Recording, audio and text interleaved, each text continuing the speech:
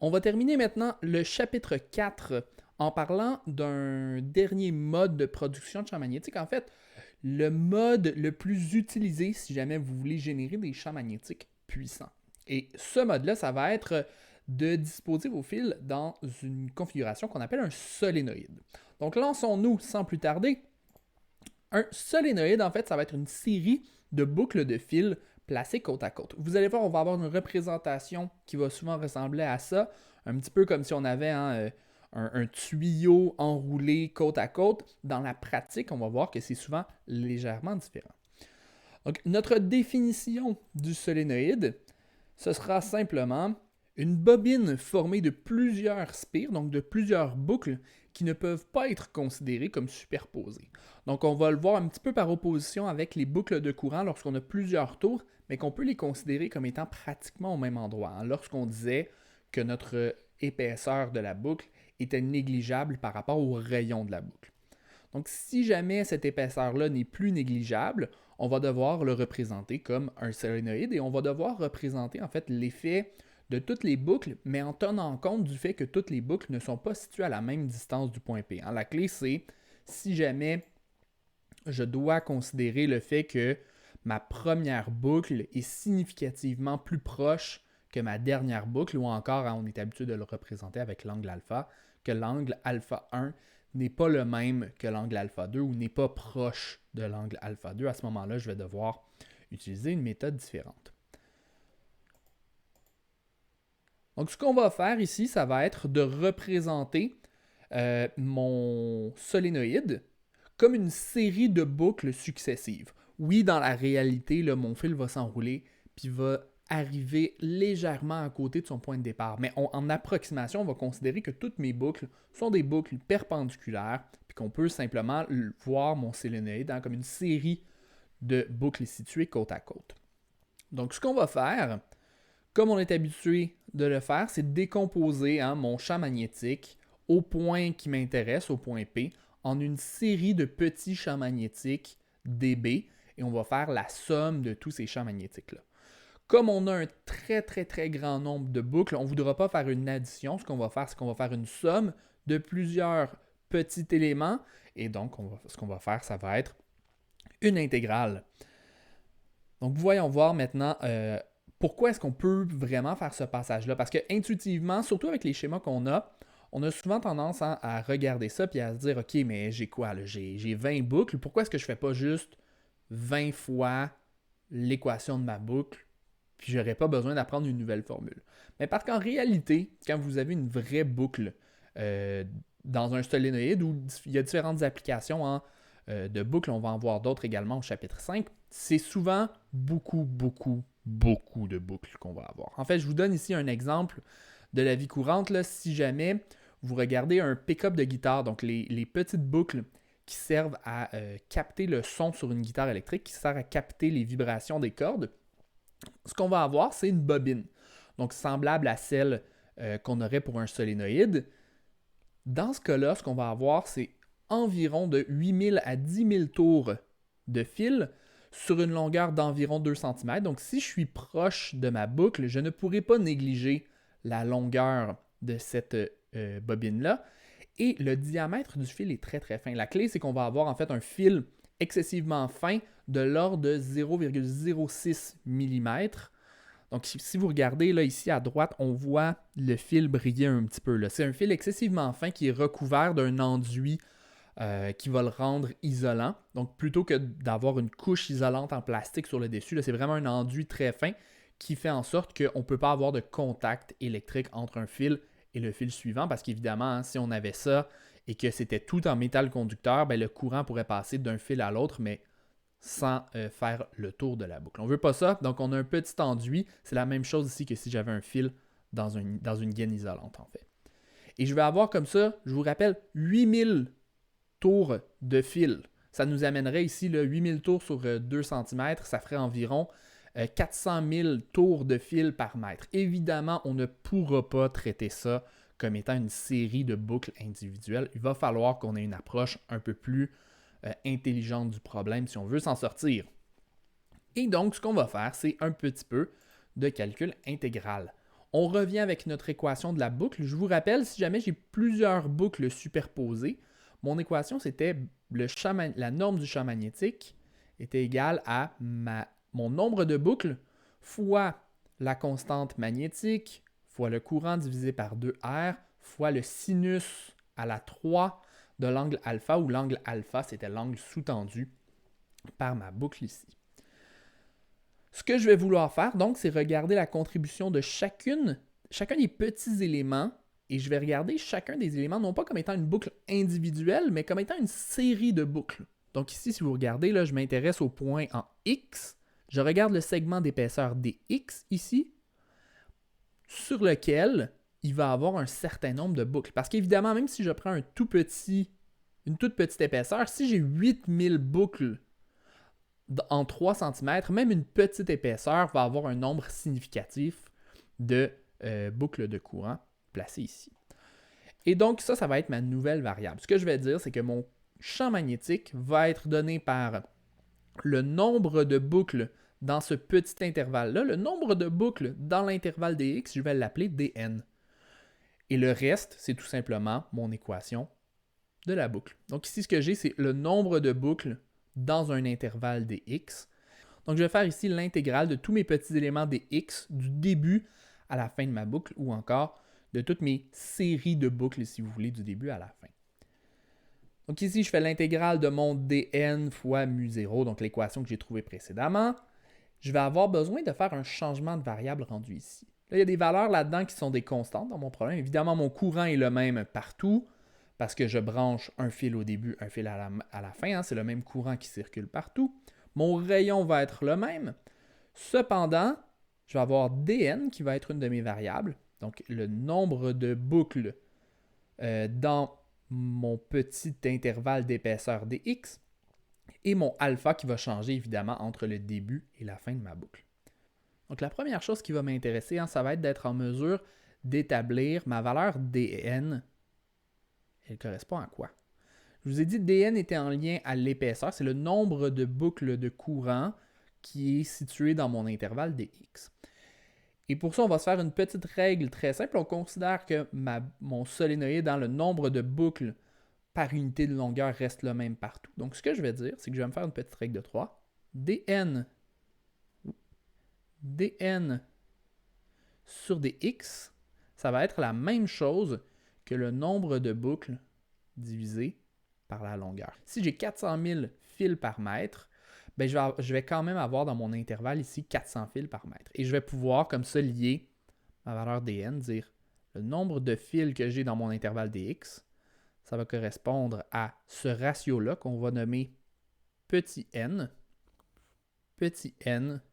fois dx. Donc, petit n, c'est le nombre de fils, nombre de boucles par mètre. Une fois que j'ai ça, je peux réexprimer en mon équation. Donc, je réécris b comme étant mon intégrale. Évidemment, là, j'ai des constantes que je peux sortir de mon intégrale. Il me reste sin à la 3 de l'angle alpha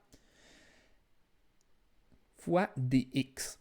Et là, j'ai un problème. J'exprime à la fois mes trucs en fonction de x et en fonction de alpha, mais il y a un lien entre les deux.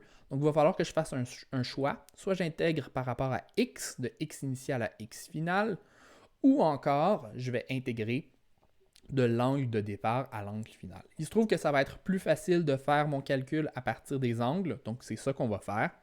Je vais vouloir tout réexprimer en fonction de alpha. Je sais que l'angle alpha, ici, la tangente de l'angle, correspond au côté opposé sur le côté adjacent. Donc si je reviens ici, mon R divisé par X, et donc j'ai X égale R sur tan de θ. Je fais ma dérivée de ça pour être capable de trouver à quoi correspond mon dx. Donc dx sur d alpha, ça correspond à dériver mon équation de x ici. Et donc, je trouve finalement là, que dx correspond à moins r sur sin carré de alpha fois d alpha. Ici, il y a une couple d'étapes, c'est vraiment de la trigonométrie simple. 1 sur tan, ça correspond à cotan. La dérivée de cotan, vous avez trouvé ça dans votre table de dérivée. Le résultat, c'est cosec au carré. Donc, cosec au carré, il se trouve que c'est 1 sur sinus au carré. Et donc, j'ai réécrit ça ici en termes un peu plus compréhensibles. J'intègre ça dans mon équation et il se trouve que je vais avoir sin à la 3 sur sin à la 2. Et c'est-tu pas beau? Ça me donne une belle intégrale facile, intégrale de sin de alpha d alpha. Et ça, je peux le trouver facilement. Intégrale de sin, c'est moins cos ou intégrale de moins sin, c'est cos. Et j'évalue à mes 2 points, donc à l'angle initial et à l'angle final.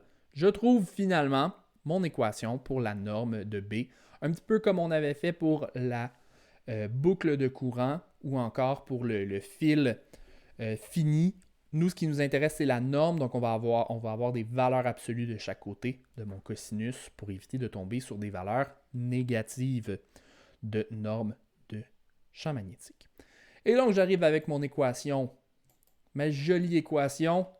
Mon champ magnétique pour un solénoïde correspond à mu0 fois n, où n c'est le nombre de spires par unité de longueur, fois le courant divisé par 2, multiplié par la différence des cosinus des deux angles. Attention, le alpha ici n'est pas mesuré comme il l'était pour le fil rectiligne uniforme de longueur finie. Ici, on a le même alpha qu'on utilisait pour les boucles, donc mesuré par rapport à l'axe central, l'axe de révolution, si vous voulez, de mon solénoïde. Je vais avoir un sinus qui va être positif s'ils sont du même côté, et je vais avoir un sinus qui va pouvoir aller comme ça de 0, si je regarde ici, jusqu'à 180 degrés à l'extrême, si j'avais par exemple quelque chose qui était très très très loin de l'autre côté. Je mesure toujours par rapport à mon axe des X positifs. Donc j'aurais un angle ici là, qui à la limite pourrait tendre vers 180 degrés. Ici on vous donne l'équation pour n. Et encore une fois, alpha va toujours être mesuré par rapport au même axe. Donc si on dit que je mesure par rapport à l'axe ici, qu'on pourrait appeler notre axe des X positifs, bien, je vais mesurer les deux angles par rapport à ce même axe-là. Faites attention, ne mesurez pas par exemple alpha 2 ici et alpha 1 ici. Ça, c'est faux. La direction du courant ensuite, la direction du champ magnétique, pardon, va ensuite être donnée par la règle de la main droite. Donc, exactement comme les spires, vous êtes capable de trouver le champ magnétique pour une seule spire, vous allez être capable de le trouver pour une bobine de fil.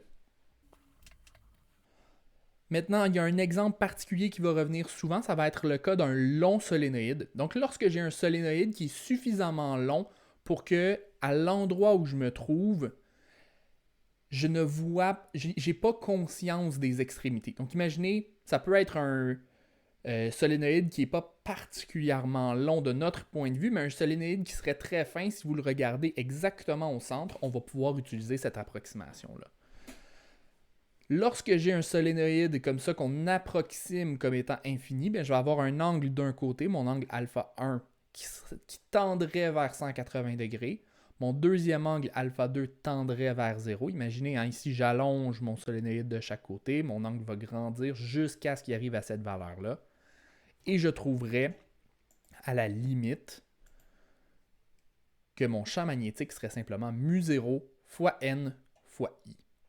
C'est une bonne approximation souvent lorsqu'on est au centre d'un solénoïde, vraiment au milieu, et que le solénoïde est relativement fin. À ce moment-là, on fait l'approximation que mon champ magnétique à l'intérieur du solénoïde va être complètement en ligne droite, va être uniforme également, et que le champ à l'extérieur va être nul. Donc là, on peut regarder la distinction entre les deux cas. Là, si j'ai un solénoïde relativement court, mon champ magnétique va ressembler beaucoup au champ magnétique d'un aimant, s'il y a de quoi encore plus que celui qu'on avait vu pour la boucle.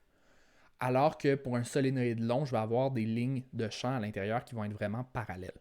Mais si vous regardez au tout centre d'un solénoïde court, on va souvent avoir une situation qui est relativement proche de celle du solénoïde long. Je vais avoir des lignes de champ qui vont être presque parallèles les unes par rapport aux autres.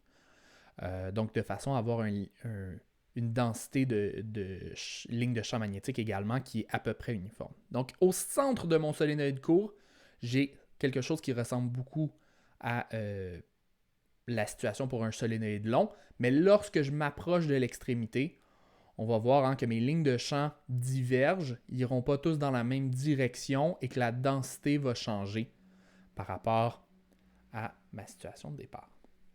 Donc, un exemple qu'on pourrait regarder pour vérifier notre compréhension de l'équation qu'on vient de trouver, ce serait le module du champ magnétique à l'extrémité d'un solénoïde qui serait approximé très long. Donc, on pourrait presque dire que c'est un solénoïde qui serait semi-infini. Donc, on se retrouve à une extrémité. On sait qu'on a quel angle on va avoir à cette extrémité-là. Et à l'autre extrémité, ça continue pour presque l'infini. Donc, lorsque je me dessine cette situation-là, en fait, c'est comme si je me retrouvais au point ici, vraiment aligné avec le côté de mon solénoïde, ce qui fait en sorte que j'aurais un angle de 90 degrés d'un côté. Et mon solénoïde se poursuivrait très très très loin de l'autre côté. Donc mon angle alpha 2, lui, tendrait vers 0. J'aurais cosinus de 90 moins cosinus de 0. Cosinus de 90, on se rappelle, ça vaut 0. Cosinus de 0, ça vaut 1. Et donc, je retrouverai mu 0 fois n fois i divisé par 2. Et donc, ça va être la dernière équation qu'on va avoir pour les solénoïdes. Maintenant, vous savez comment calculer le champ magnétique n'importe où, à l'intérieur ou à l'extérieur d'un solénoïde, évidemment en ajustant vos angles alpha 1 et alpha 2. On a maintenant une série relativement complète d'équations pour calculer le champ magnétique dans plein de situations. Attention, on ne l'a pas encore pour n'importe quelle situation. On a choisi celles qui reviennent le plus souvent. On a choisi celles qui sont le plus faciles à calculer également.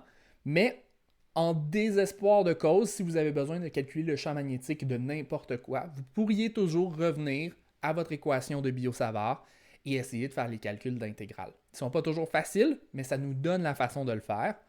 Mais dans le cadre du cours, on va s'intéresser uniquement au cas qu'on a ici. Donc, je vous rappelle, on avait vu au début le fil infini. Donc, lorsque j'ai un fil dont je ne connais pas les extrémités, le champ magnétique est donné par ma première équation. Si j'ai un fil rectiligne de longueur finie, j'utilise la deuxième équation qu'on a trouvée en faisant l'intégrale à partir de la loi de Biot-Savart. La troisième équation, c'était celle pour une boucle de courant lorsque j'ai plusieurs spires superposées. Si j'avais une seule boucle, je mettrais évidemment n égale 1. Sur l'axe de la boucle de courant, mais lorsqu'on n'est pas au centre, donc ici, on est dans la situation où j'ai ma boucle et je suis quelque part par-dessus. À ce moment-là, j'utilisais l'équation qu'on a ici, où mon angle alpha, c'est l'angle qui sous-tend la boucle, ici. L'équation précédente étant évidemment celle qu'on avait lorsqu'on était exactement au centre. Cette équation-là était valable même lorsque j'avais une fraction, lorsque j'avais une portion de boucle. Là, je peux trouver la norme du champ magnétique exactement au centre en utilisant la fraction.